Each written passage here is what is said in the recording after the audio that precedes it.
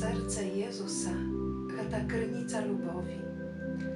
Kali хочеш lubić Boga i bliźniego, uglądaj się u serca Jezusa, proslawляй Його і проси.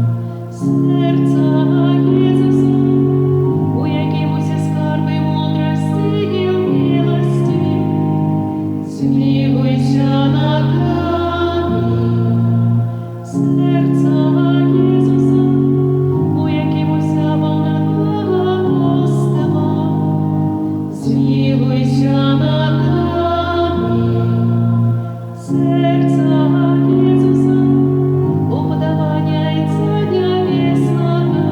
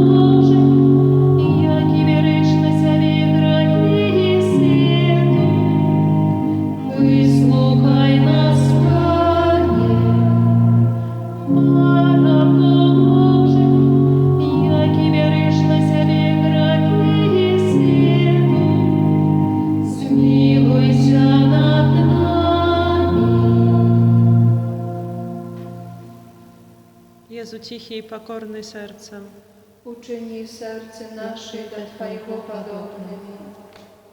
Molim się. Всемогутный вечный Боже, глянь на серце наимилейшего Сына Своего, на хвалу и охвяру, яку Он складає Тобі за нас грешних.